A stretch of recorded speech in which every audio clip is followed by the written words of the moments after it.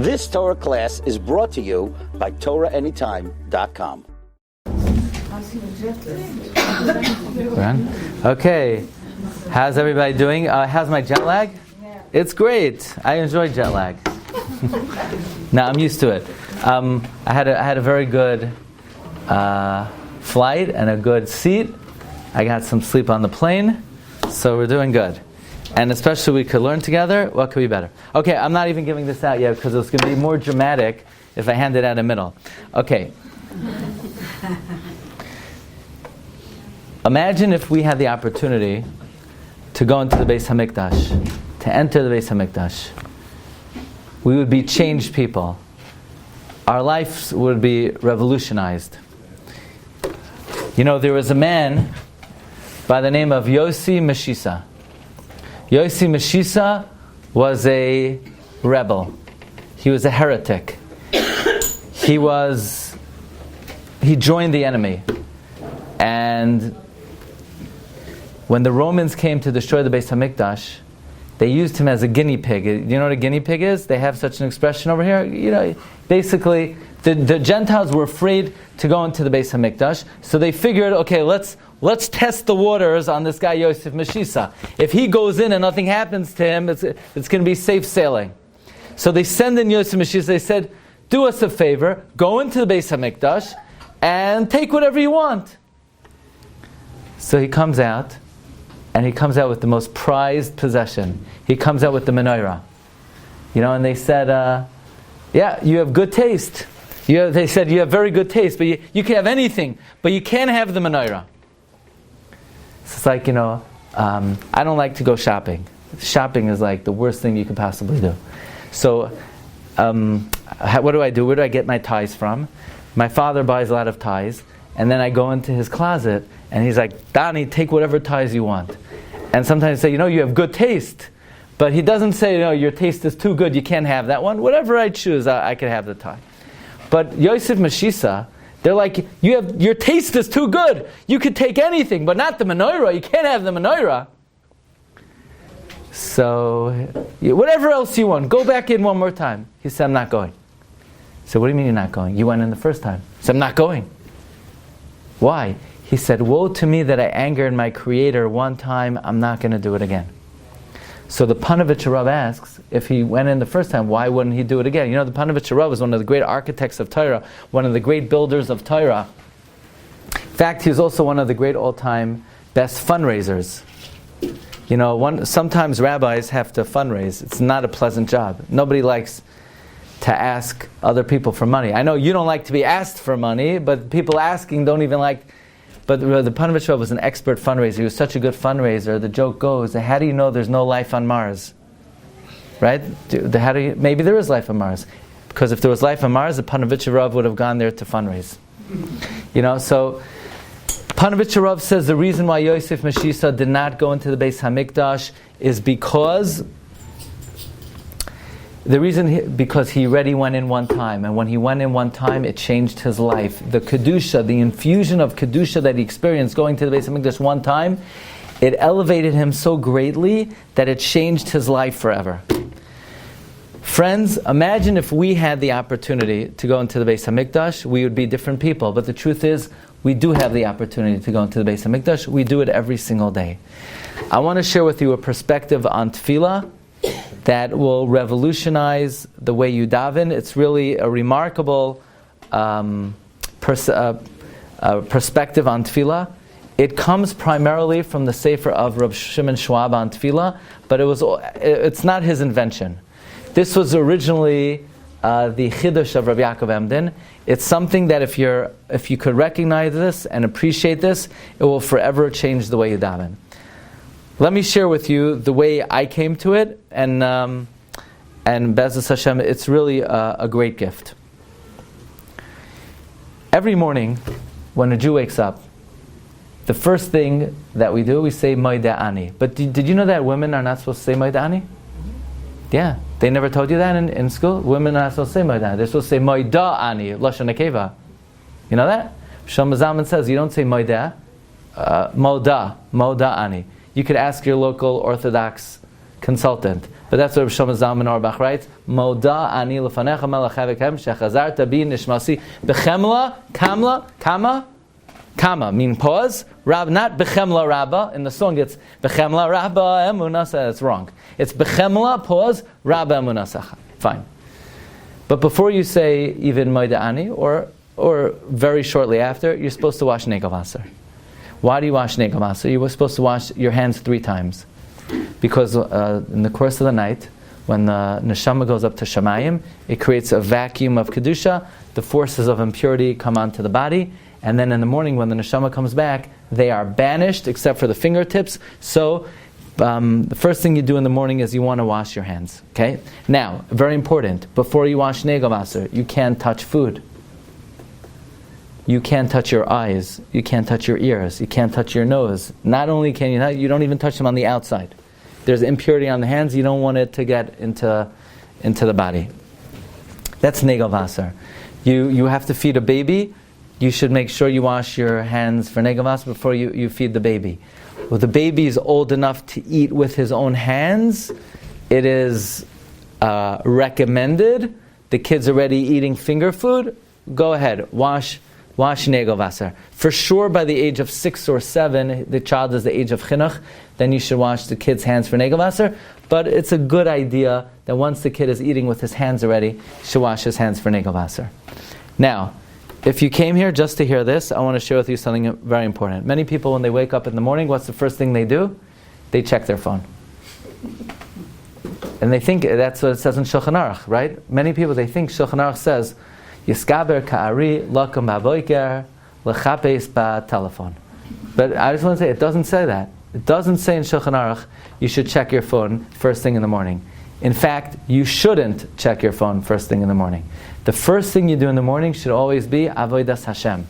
Kadesh li kol b'char. You always want to sanctify your firsts. So which means that the first look in the morning, if you can, look at a mezuzah. Your first thought, think about Hashem. Your first words should be moida ani.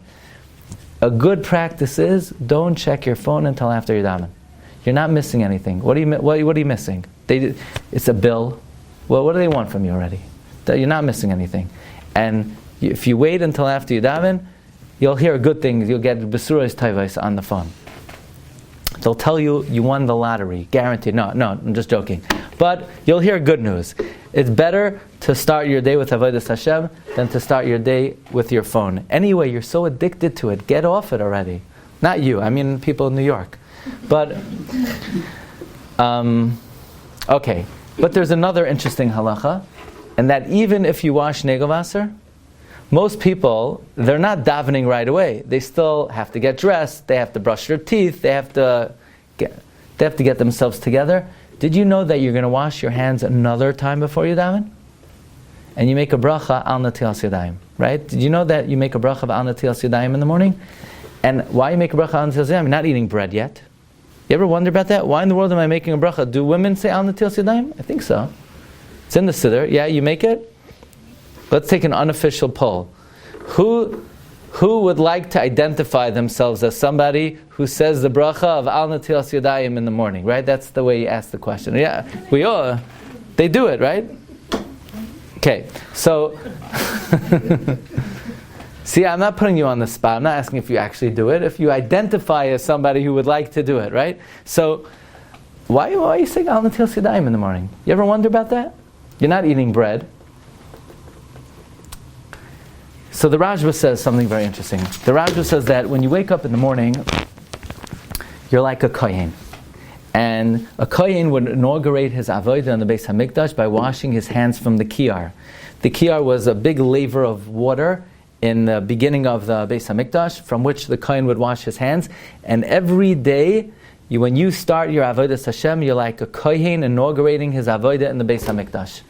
So I was thinking about that. What do you mean like a kohen? I'm not a kohen. You want to hear something very interesting? Not only am I not a kohen, my father's also not a kohen. And also his father wasn't a kohen.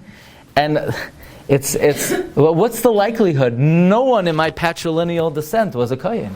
It's really remarkable. It's zero. I mean, what's the chances of that? Actually, I know I'm not a kohen. I'm from Shevet Yehuda. supposedly we were from David HaMelech, but don't get too excited because almost all Ashkenazim are from David HaMelech. 80% of Ashkenazim are from David HaMelech.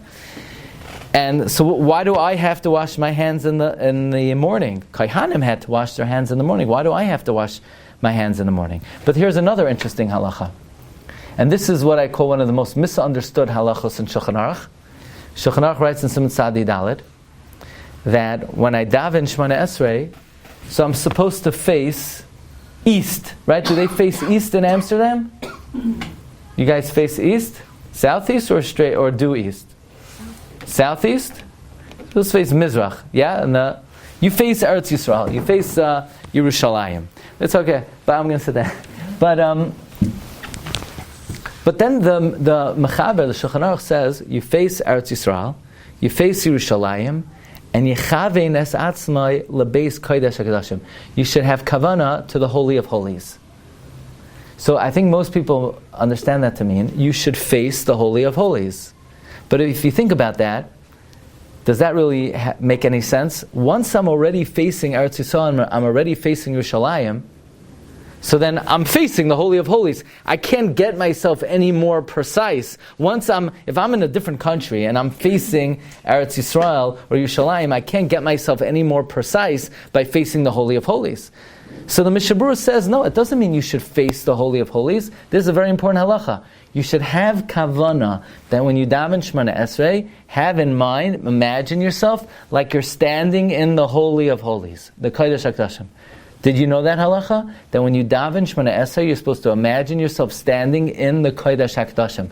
Who here better? Who would like to identify as somebody who, when they daven Shemona Esrei, they're thinking as if they're standing in the Holy of Holies, right? That's the halacha. So I'm thinking, well, wait a second. So when I start davening, I'm washing my hands like a kohen who washes his hands when he goes into the Beis HaMikdash. And then when I'm by the pinnacle of davening, I'm by Shemona Esrei, I'm having in mind as if I'm in the Kodesh HaKodashim. So Reb Shimon Schwab, who was a rabbi in the Rebbetzin, did you know him? Really? Yes, the Rebbetzin has stories. Okay, I'm going to step aside for a moment. Okay. Reb Schwab has an amazing exposition on davening. I've said this many times, but it's worthwhile to review and to see it in real life diagram. Reb Schwab understands, and this is really based on the Siddur of Rabbi Yaakov Emden, that the Siddur, the Tefilla, which was composed primarily by Anshe Knesset, is based upon, in format, the Beis HaMikdash itself, where the various parts of davening are an experience in traveling through the Beis HaMikdash. So that as you're davening, it's an exercise in imagery, walking through the Beis HaMikdash.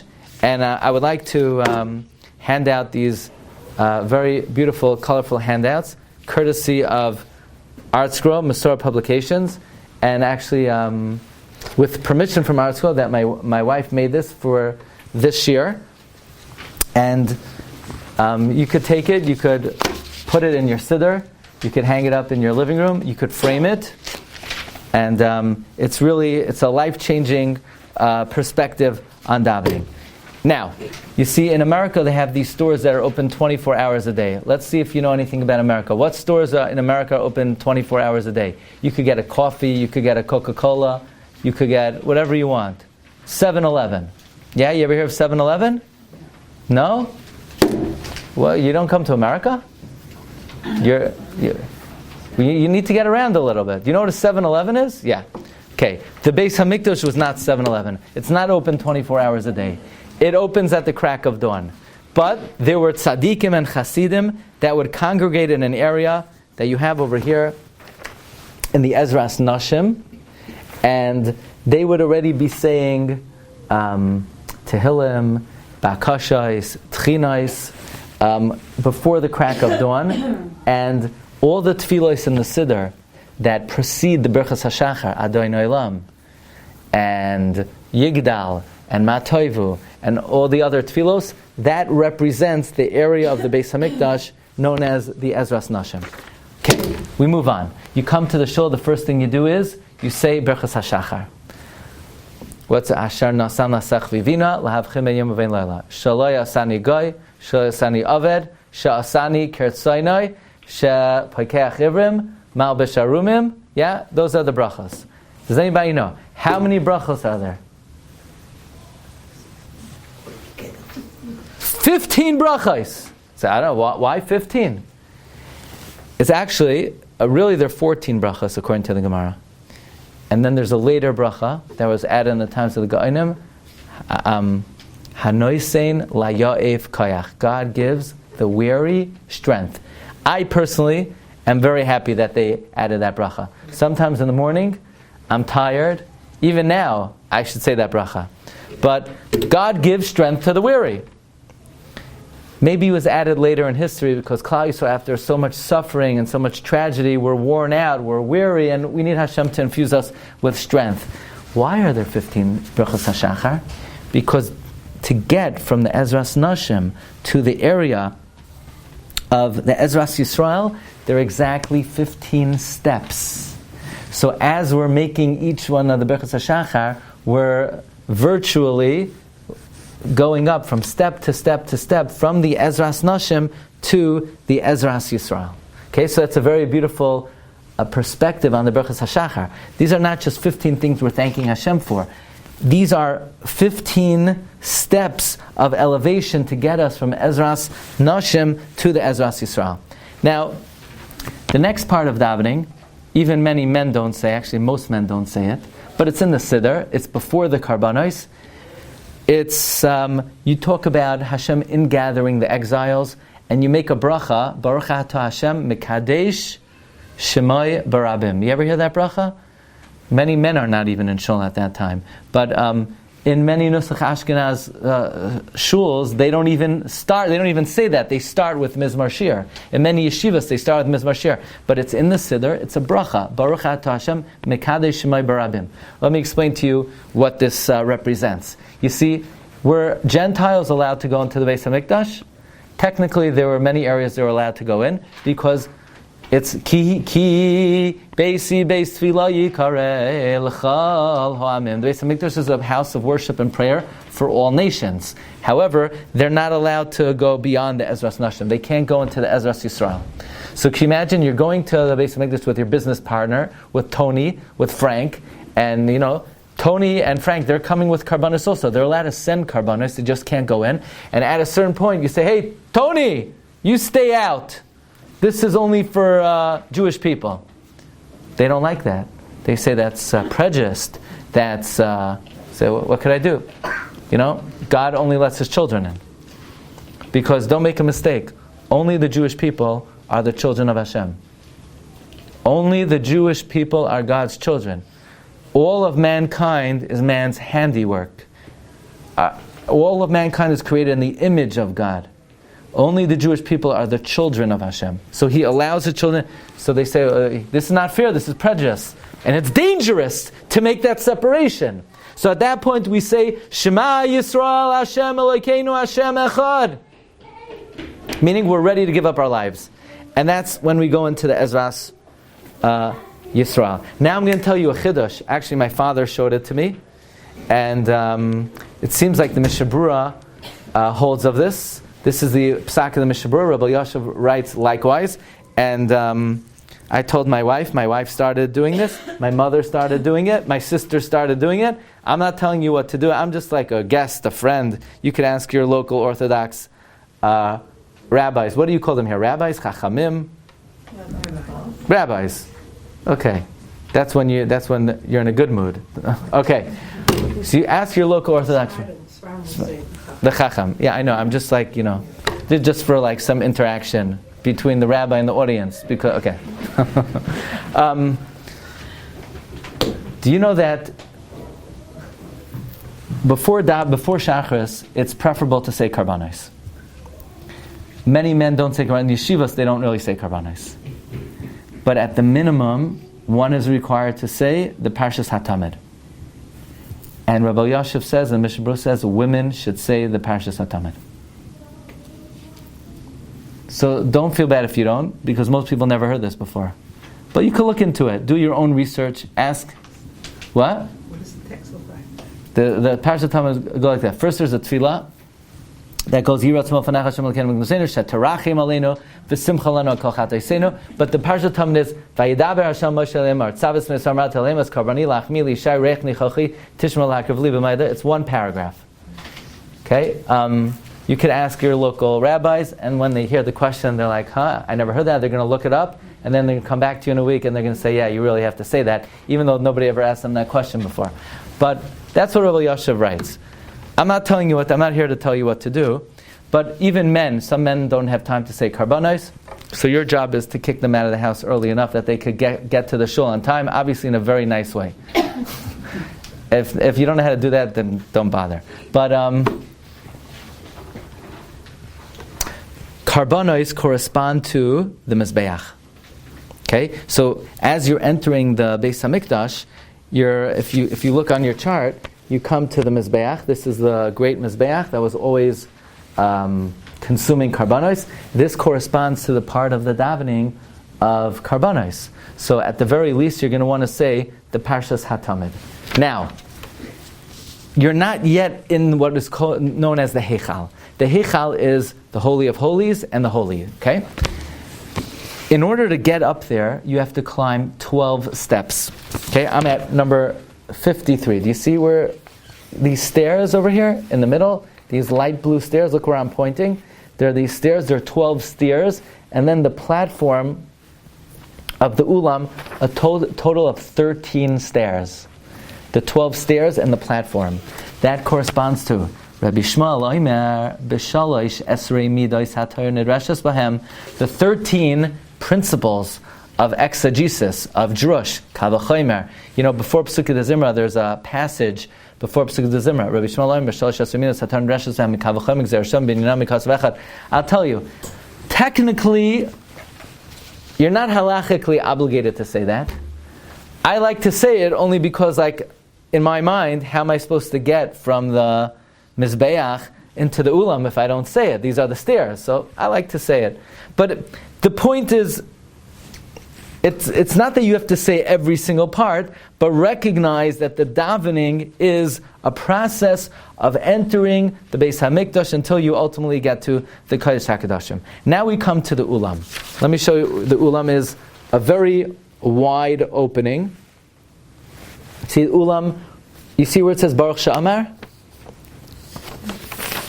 Also, don't be polite and nod your head, and even though you don't know what I'm talking about, okay? So, Baruch She'amar is over here. I want you to see what I'm referring to, okay? Baruch She'amar by number 54. You see, the Ulam was a very wide opening. You know, does anybody know what animal the Heichal is compared to? The Beis HaMikdash is compared to a lion, because a lion is broad in the front and narrow in the back. So you see, the Ulam is very wide in the front and narrower in the back. The opening of the Ulam is Baruch She'amar, and the opening of the Heichal is Yishtabach. So the Ulam begins with the opening of the Ulam represents Baruch She'amar, and Baruch She'amar represents the opening of the Ulam. Yishtabach represents the opening of the Heichal. Now, if you were to go into the Ulam and you would look at the ceiling, there were chains hanging down from the ceiling. The young Kohanim would climb up and down these chains, and on the ceiling of the Ulam there were two crowns. One was the crown of Zerubbabel, and one was the crown of Melech HaMashiach. Pesukei Zimra is compared to chains, and the reason for that is each part of Pesukei Zimra links into the next part of Pesukei Zimra. You ever wonder, you know, we have all these paragraphs and passages in Pesukei Zimra. Are they just repetitive? What's the purpose of them? What's the objective of them? If you study it carefully, you'll see how one part links into the next. Actually, according to Reb Schwab, there are 5 main parts of Pesukei Zimra. They are Nigadelcha, Nishabechacha, Unifa'ercha, V'nazker Shimcha, V'namlichacha. These are the 5 parts of Pesukei Zimra. I'll try to explain very briefly. Okay? The first part of Pesukei Zimra is Negadelcha. Now, usually I tell this to men, and I'm going to tell you the way I say it to the men because it's the best analogy. Okay, so you have to buy your wife flowers, right? Okay, imagine I'm speaking. You have to buy your wife flowers. So most men, what do? They pick up a bouquet of roses. They get a dozen roses. And I tell them a million times, you can't just buy 12 roses. You got to change it up sometime. Imagine if every single Friday they're going to go for it. Every Friday, the same dozen roses. You got to change it up. Sometimes you need to get a bouquet of flowers. What's the difference between 12 roses and a bouquet of flowers? 12 roses is, sometimes it's very beautiful when you have many of the same type. When all the flowers are uniform. It looks nice. Like we came off the plane and we saw tulips. Do tulips only grow in the airport, or they actually have tulips in Amsterdam? Or they only have them in the airport? No comment. We have everywhere. What? We have the tulip fields. The tulip fields. Okay. You could get one type of flower as you get many of the same type of flower. But sometimes it's very beautiful if you get a bouquet of flowers. You take a bunch of different types of flowers and you tie them together. You get a tulip and a rose and an orchid and a lily, and that's the extent of my flower knowledge, okay? So, and you tie it together and it's very beautiful. The first part of Pesukei Zimra is Negadelcha. Gidol means braiding. If you notice, like in Haidu or in Yehi Chavoid, we take psukim from all over Tanakh that have similar words and we braid them together. For example, first we take Rachamim. We say, V'hu rachum yichaper avon v'layashchis v'yabal Hashem v'lechem. We say, Ata Hashem lo'isichla rachamecha mimeni. So we'll take 3 psukim from all over Tanakh. They each have the word rachamim in it. We'll tie it together. Then we'll take psukim from Tanakh that talk about Oy is God's strength. Then we'll take psukim from Tanakh that talk about Hashem's ability to take nekama, revenge. This is a type of praise. It's called braiding. By the way, in Slichos, we also do that. We take psukim from all over Tanakh and we group it together by similar themes. That's one way of praising Hashem. That's Negadelcha. Ashrei is Nishabechacha. Nishabechacha means where we say that even the things in our life that are difficult and challenging, Hashem, we recognize that you're doing it for our good. Okay? Then you have the Halalukas. The Halalukas are Unifa'ercha. The 5 Halalukas talk about the 5 epic periods of Jewish history, the end of days. The first Halaluka talks about in the era before the coming of Mashiach. The second Halaluka, B'nai Yerushalayim Hashem Nidchei Yisrael Yechanes, is talking about the active coming of Mashiach. The bracha of Hallelu Es Hashem and Hashemayim, the Halaluka of Hallelu Es Hashem and Hashemayim, Halu B'Amroimim, Halu Kol Malach, the third Halaluka, is the arrival of Mashiach. The fourth Halaluka of Yifayer Anovim Bishua, Yiranenu Al Mishkevoisam, is the song for the resurrection of the dead. And the 5th Halaluka is the song of the afterlife. Okay, that's Nifa'ercha. That's the Pe'er, the glory of Jewish history, of world history. Then Nazkir Shimcha, where we say that we attribute everything that happens in the world to God's name. That's Vayivarech David, Unahalel Hashem Tfartecha, that's V'chari Simaya Bris. And then V'namlichacha, that's Az Yashir. Az Yashir ends, Hashem Yimlech La'elam Va'ed, Kil Hashem HaMelucha Moshe V'Goyim Yishtabach. In Yishtabach you have the word Melech 5 times. I'm just trying to show that actually Pesukei Zimra is broken up into 5 parts. Negadelcha, Nishabechacha, Nifa'ercha, Nazkir Shimcha, V'namlicha. If you want to know more about this, we have many dozens of Shiurim. You could follow it on TorahAnytime.com. After the conference, you could spend the next few years just listening to the Shiurim on Torah Anytime and on Tefilla. Okay, so if you have time to take off a few years of work, you could listen to, but I'm just giving you the Rashi Prakim, that's the general headers. Fine. Now we're ready to enter the Heichal. When you enter the Heichal, you would see on your right side, who knows, which Kli of the Beis HaMikdash would you see on your right side when you enter the Heichal? You would see the Shulchan. On the left side, you would see the Menorah. Dead center, straight center, you see the Mizbeach HaKtaras. Let's explain. There are 2 ways to recognize God in this world. You know, my son came home from yeshiva, and his Rebbe told him something he doesn't know how it could be. And his Rebbe was right. His Rebbe said that in the human body, there are blood passageways, veins, arteries, sinews. If you would string it out, it would be 75 million miles long. It would go around the earth 2.5 times. You hear this? You know that every heartbeat has to pump blood the length of 2.5 times around the world. Think about that. Think about that. We just flew from New York to Amsterdam. We were on the plane the whole night. And New York to Amsterdam is not to the end of the world. It's not such a long flight. The heart pumps the blood literally the distance of 2.5 times around the world. Do you realize the power, the wisdom of the Creator? That my son came home, where in the body is 75 million miles of highways? And we looked it up. The Rebbe was right. The blood travels 75 million miles in one heartbeat. So one way to recognize God in the world is through the physical universe, even the human body.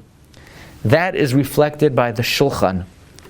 The Shulchan is the material world. That's the Shulchan on the right side. You know what bracha represents the Shulchan? Yoitzer ar u'boirei choshech. That God created the luminaries. God created the sun, the moon, the stars. The physical world, studying the physical world is a way to recognize Hashem in the world. But you know what an even more powerful way to recognize God in the world? You see, if a person has questions, how do I see God? Oh, so an answer could be, how could the human body be an accident when would anybody say any highway in the world was an accident? Would you say any highway anywhere in the world just came to be by accident? Of course not. There has to be there had to be a designer. So how could the human body with 75 million miles of passageway be an accident? So that's an answer to the question. But you know what's an even more powerful way to see Hashem in the world? Learning Torah. When you learn Torah, it's not that it provides you an answer to the question. You don't have a question. When you learn Torah, you intuitively recognize Misha Amar V'Haya Ha'elam. V'Hayu Hadvarim Ha'ela Asher Anoichi Mitzavcha Hayoim Ala Vavecha. You know how you believe Hashem Elokeinu Hashem Echad? V'Hayu Hadvarim Ha'ela. By learning Torah, you intuitively recognize Hashem. That's the menorah on the left. That's the menorah on the left. Ahava Rabbah corresponds to the menorah on the left. So if you would enter the Heichal, on the right side, the north is Yoitzer Ar. That represents the physical world. That represented by the Shulchan. On the left side, you have the menorah in the south. That represents recognizing Hashem through the Torah. By the way, the Gemara tells us something very interesting. Raise your hand if you want to be wealthy.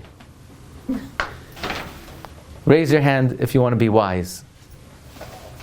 Okay. Raise your hand if you want both. Now you can't have both.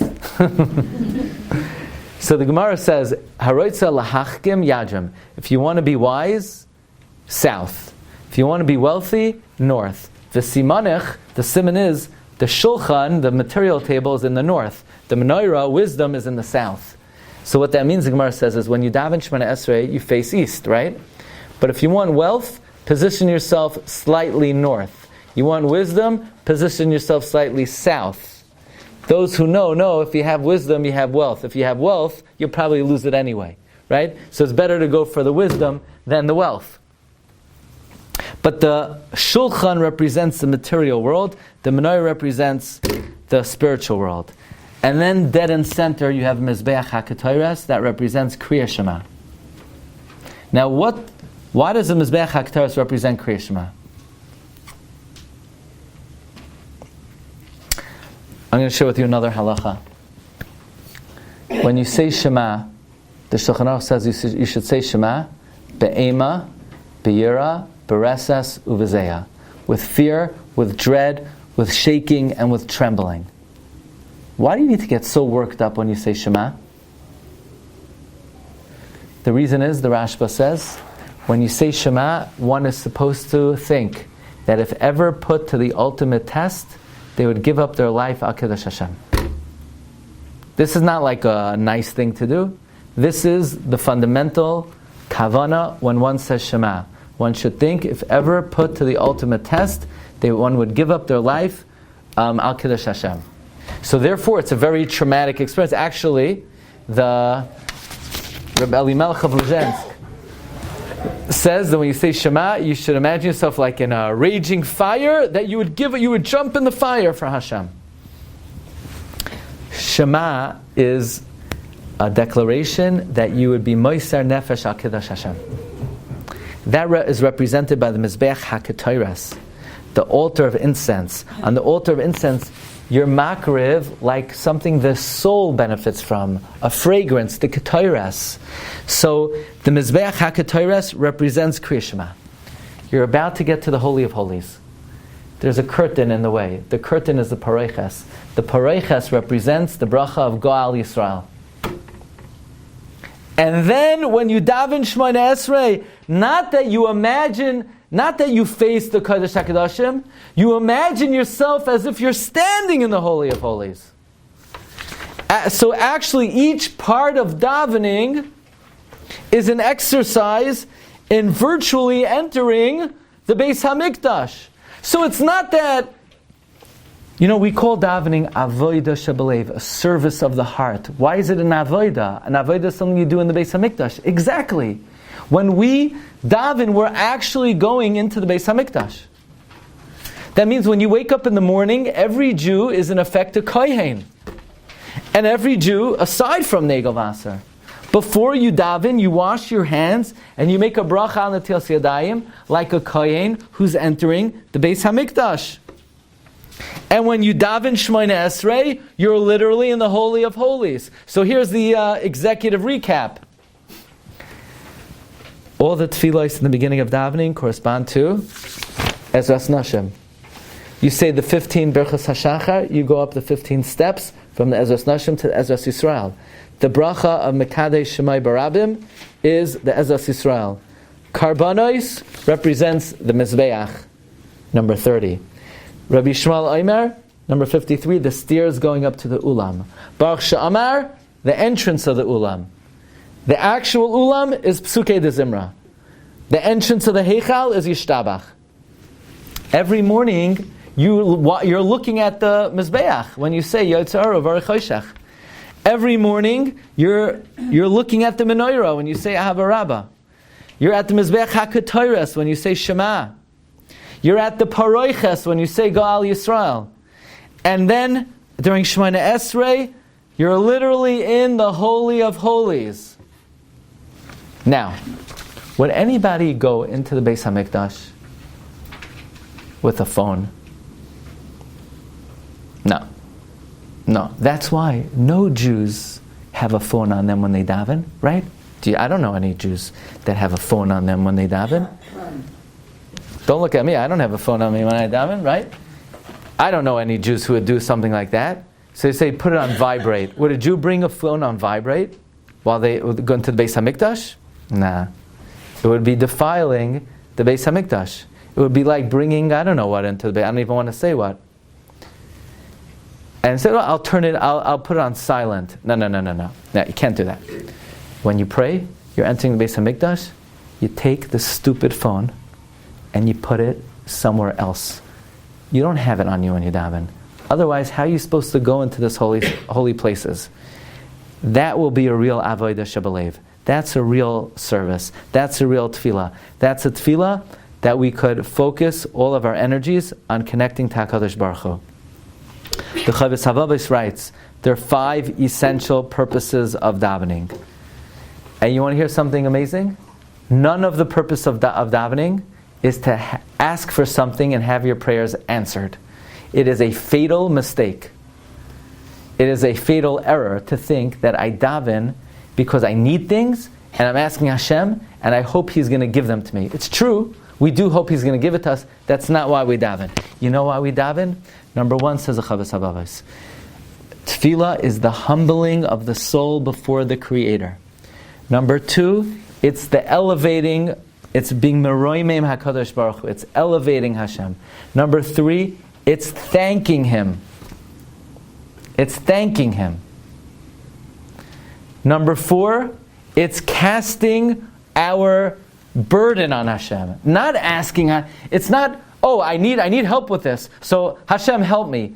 It's an exercise in casting my burden on Hashem.